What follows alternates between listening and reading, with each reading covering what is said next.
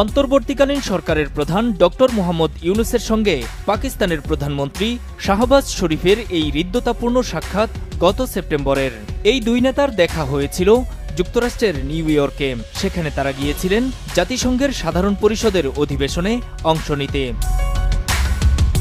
এই একটি সাক্ষাৎই বড় হিসেব নিকেশ পাল্টে দিয়েছে বাংলাদেশ, ভারত ও পাকিস্তানের মধ্যে। এতে পাকিস্তান বেজায় খুশি হলেও চরম উদ্বিগ্ন ভারত।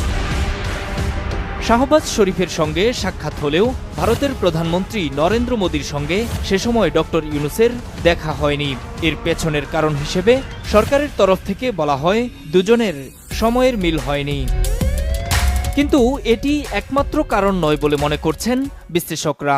তারা বলছেন ৫ আগস্ট শেখ হাসিনা সরকারের পতনের পর থেকেই বাংলাদেশের সঙ্গে সম্পর্ক ভালো যাচ্ছে না মোদী সরকারের। ভারতের সাথে আমাদের সম্পর্কের যদি আপনারা মনে করেন যে আসলে একটু টানাপোড়েন চলছে, সেটা দ্বিপাক্ষিকভাবে আমাদের চেষ্টা করতে হবে সেটাকে ইভেন্ট কিনে নিয়ে আসা। এমন বাস্তবতায় ১৩ নভেম্বর পাকিস্তানের একটি কার্গো জাহাজ করাচি থেকে ৩০০ কন্টেইনার নিয়ে সরাসরি ভিড়েছে চট্টগ্রাম সমুদ্র বন্দরে।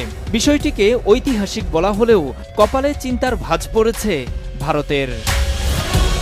ব্রিটিশ সংবাদ মাধ্যম ইন্ডিপেন্ডেন্টের খবরে বলা হয়, সম্প্রতি ভারত ঘেঁষা শেখ হাসিনা সরকার ক্ষমতাচ্যুত হবার পর নতুন অন্তর্বর্তী সরকারের নেতৃত্বে বাংলাদেশ পাকিস্তানের মধ্যে সুসম্পর্কের সূচনা হয়েছে।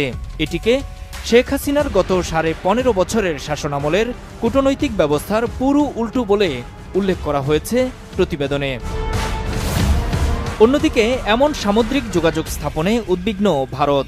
দেশটির গণমাধ্যম দ্য টেলিগ্রাফ দাবি করেছে, এর মাধ্যমে বাংলাদেশের পূর্ব দিকে থাকা ভারতের উত্তর পূর্বের রাজ্যগুলো অস্থিতিশীল হতে পারে। তাদের দাবি, সরাসরি এই যোগাযোগে অস্ত্রের চালান বাড়বে। অবশ্য দেশটির এক নিরাপত্তা সংস্থার সূত্রের বরাত দিয়ে বলা হয়েছে, শেখ হাসিনার সঙ্গে সুসম্পর্কের কারণে বাংলাদেশের চট্টগ্রাম ও মোংলা বন্দর ব্যবহার করে আসছে ভারত। এর মধ্যে গত বছর মোংলা বন্দর ব্যবহারের সুযোগ করে নেয় ভারত, তবে সুযোগ পায়নি অপর প্রতিদ্বন্দ্বী চীন। এখন পাকিস্তান সরাসরি সমুদ্র যোগাযোগের সুযোগ পাওয়ায় ভূরাজনৈতিক চ্যালেঞ্জ বাড়বে ভারতের জন্য। স্বাধীনতার ৫৩ বছর পর সরাসরি এই সামুদ্রিক যোগাযোগ নিয়ে প্রশ্ন সামনে আসছে, তাহলে কি বাংলাদেশ তার নীতি পরিবর্তন করল?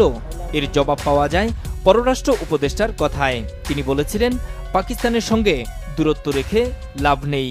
পাকিস্তানের সাথে তো এখন আমরা শত্রুতা করে আমাদের কোনো ফায়দা নেই। এত বছর সিঙ্গাপুর কিংবা শ্রীলঙ্কার কলম্বোতে ট্রান্সশিপমেন্টের মাধ্যমে বাংলাদেশ ও পাকিস্তানের বাণিজ্য হতো, যা এখন সরাসরি হবে। এতে বাণিজ্য বাড়বে বলে মনে করা হচ্ছে। তবে এটি ভারতের আঞ্চলিক আধিপত্যের জন্য যে বড় চ্যালেঞ্জ, তা দেশটির গণমাধ্যমগুলোর খবরেই পরিষ্কার।